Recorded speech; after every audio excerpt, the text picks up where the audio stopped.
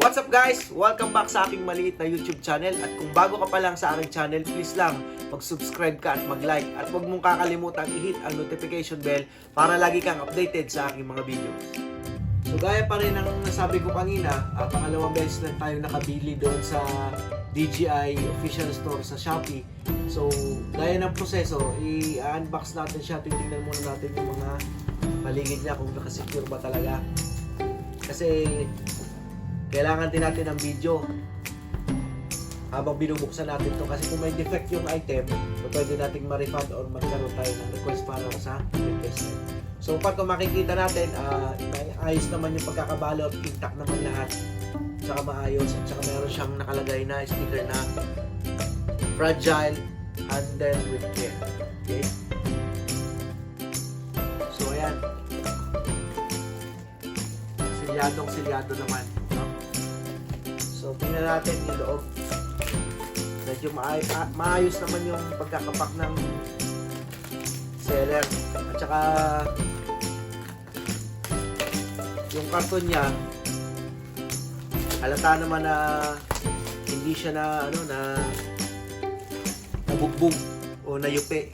Ibig sabihin nun, maayos yung partner natin na courier dito.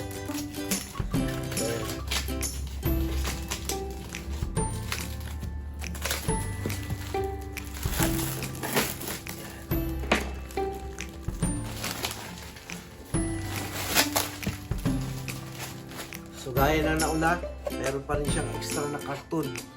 Okay?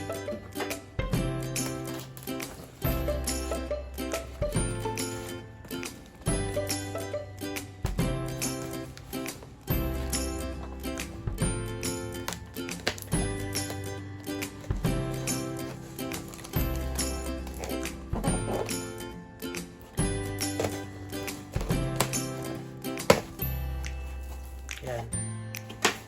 So pag nabuksan natin yung karton, bubungad sa atin yung bubble wrap pa rin. So ayan, naka-bubble wrap pa yung item. So pagdating sa packaging, makikita naman natin na legit yung packaging nila, no? At safe na safe yung item.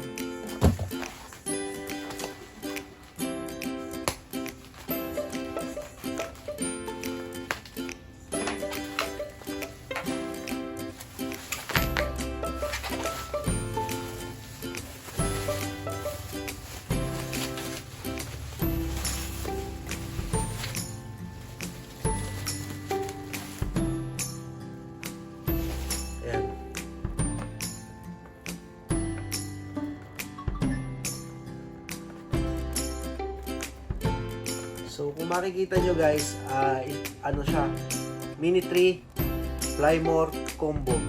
So yung remote control nito ay RC, no? DJI RC na yung remote control niya. So naka-seal pa rin ng plastic. Buksan natin.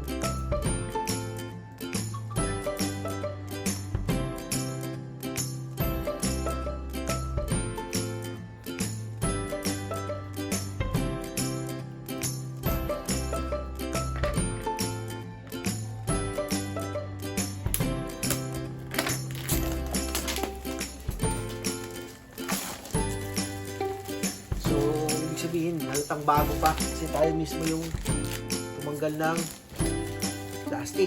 Ayan. Tsaka may seal pa siya dito. Ayan o. So, buksan natin.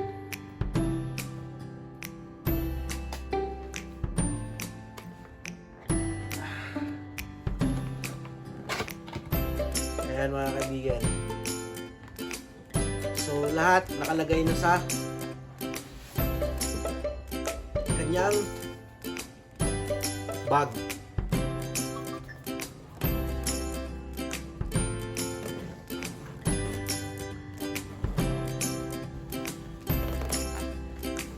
So ano yung inclusion niya?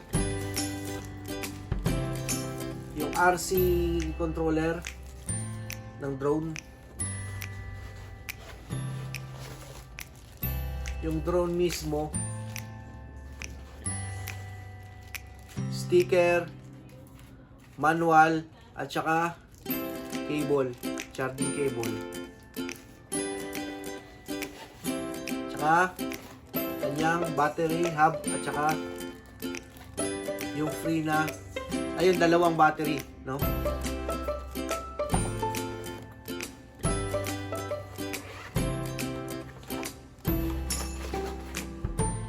Yan. Meron din siyang 6 na extra na propeller. Ayan, oh. So, tingnan natin. Buksan natin, guys.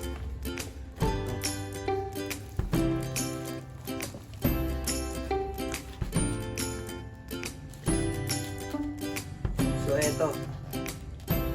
Ito yung mga kasama sa, o inclusion doon sa Flymore combo na mini 3 na kinuha natin, no? So, tingnan natin.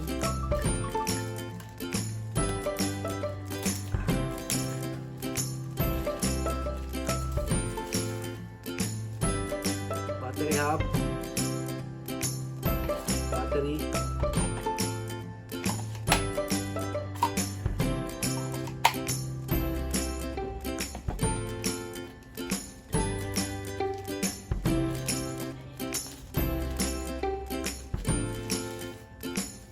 yung drone. Yan.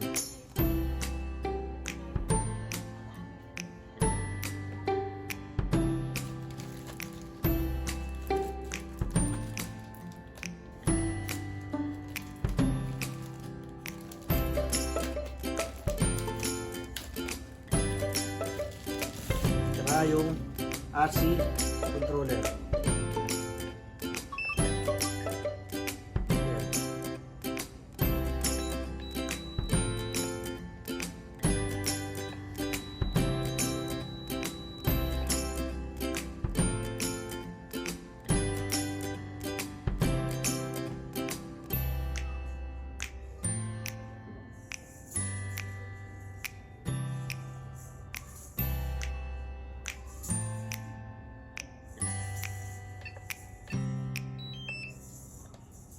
So yan. Timer natin.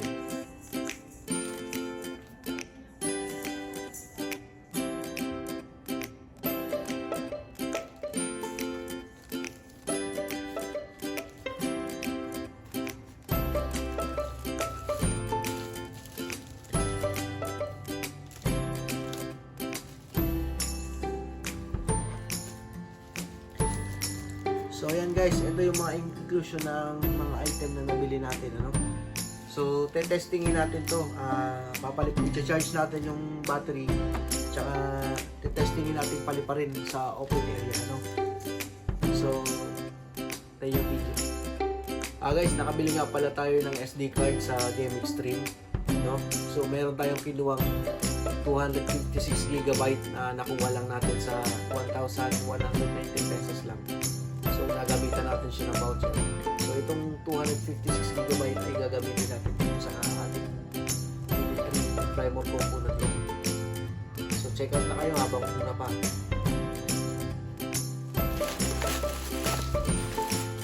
Check natin yung SD card. Tingnan natin kung legit ba talaga.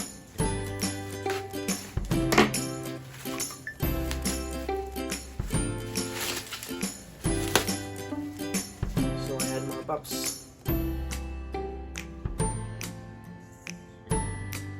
So good morning guys. Today papaliparin natin yung drone na nabili natin sa DJI store sa Shopee, no?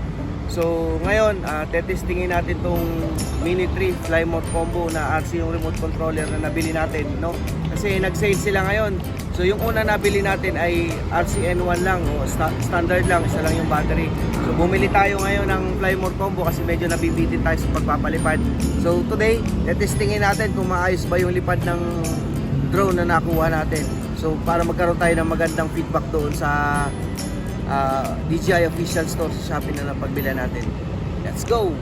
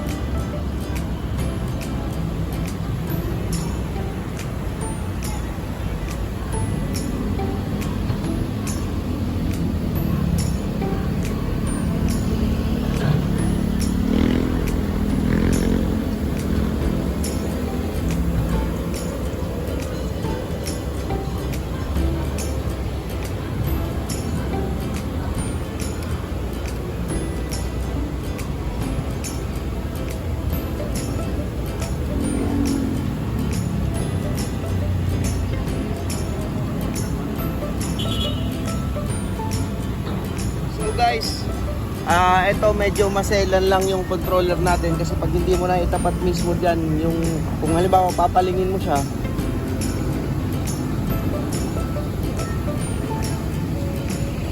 ay pag hindi po na itapat na maayos kung saan mo gustong direction papuntahin, bababa yung aircraft.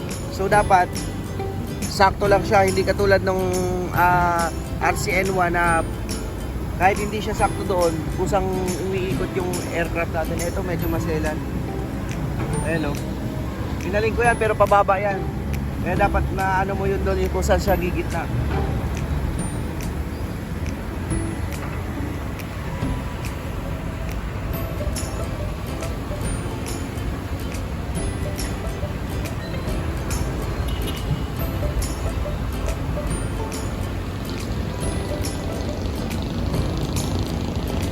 Sama ko pa nga pala ang utol ko, guys.